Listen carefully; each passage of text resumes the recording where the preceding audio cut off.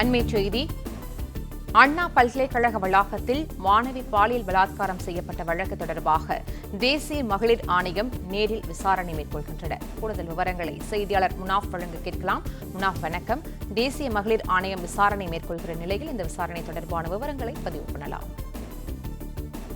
அண்ணா பல்கலைக்கழகத்தில் மாணவி பாலியல் வன்கொடுமை செய்யப்பட்ட விவகாரம் தொடர்பாக இன்றைய தினம் தேசிய மகளிர் ஆணையம் நேரில் விசாரணை மேற்கொள்வதற்காக அண்ணா பல்கலைக்கழகத்திற்கு வந்திருக்கிறார்கள்.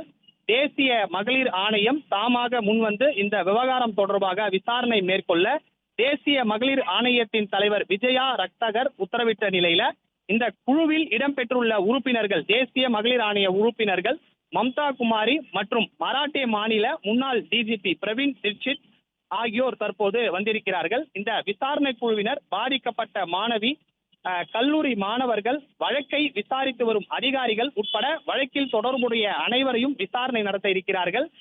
பின்னர் இது தொடர்பாக எடுக்க வேண்டிய மேல் நடவடிக்கைகளை தேசிய மகளிர் ஆணையத்திற்கு இந்த குழு பரிந்துரைக்கும் என்று தகவல் தெரிவிக்கப்பட்டிருக்கிறது. குறிப்பாக சென்னை கிண்டியில் உள்ள அண்ணா பல்கலைக்கழகத்தில் மாணவி வன்கொடுமை செய்யப்பட்ட விவகாரம் பெரும் அதிர்வலையை ஏற்படுத்தியிருக்கிறது.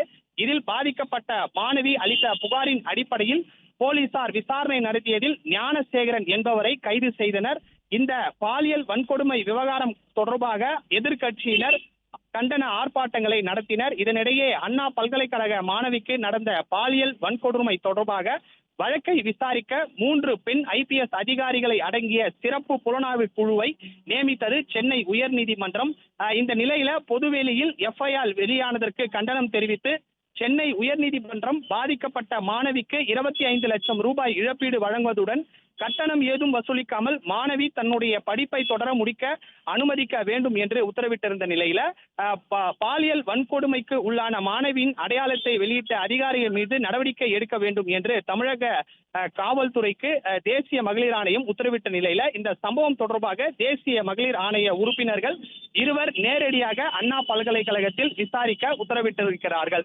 இதற்கிடையே அண்ணா பல்கலைக்கழகத்தில் மாணவி பாலியல் வன்கொடுமை செய்யப்பட்ட தொடர்பாக தேசிய மகளிர் ஆணையம் தாமாக முன்வந்து விசாரணையை தொடங்கியது. அதன்படி இந்த விவகாரம் தொடர்பாக விசாரணை நடத்துவதற்கு 2 பேர் கொண்ட உண்மை கண்டறியும் குழுவை அமைத்து தேசிய மகளிர் ஆணையத்தின் தலைவர் விஜயா ரக்தகர் உத்தரவிட்டிருந்தார். மேலும் இந்த குழுவில் தேசிய மகளிர் ஆணைய உறுப்பினர் மம்தா குமாரி மற்றும் ஓய்வு பெற்ற IPS அதிகாரி பிரவீன் தீட்சித் ஆகியோர் இடம்பெற்றிருந்தனர். இன்று இந்த சம்பவம் தொடர்பாக இந்த விசாரணை நடத்துவதற்கு இந்த குழு தற்போது அண்ணா பல்கலைக்கழகத்திற்கு வந்திருக்கிறது. சம்பந்தப்பட்ட இந்த குழுவினர் பாதிக்கப்பட்ட மாணவி, கல்லூரி மாணவர்கள், விசாரணை அதிகாரியான அனைத்து மகளிர் காவல் நிலைய ஆய்வாளர்கள், உதவி ஆய்வாளர்கள் உள்ளிட்ட உயர் அதிகாரிகள், அதே போல குற்றவாளியை கைது செய்த போலீசார் உட்பட வழக்கில் தொடர்புடைய அனைவரையும் தேசிய மகளிர் ஆணைய குழு உறுப்பினர்கள் விசாரணை நடத்தவும் திட்டமிடப்பட்டிருக்கிறது. வழக்கு தொடர்பாக எடுக்க வேண்டிய மேல் நடவடிக்கைகளை தேசிய மகளிர் ஆணையத்திற்கு இந்த குழு பரிந்துரைக்கும் என்று தெரிவிக்கப்பட்டிருக்கிறது.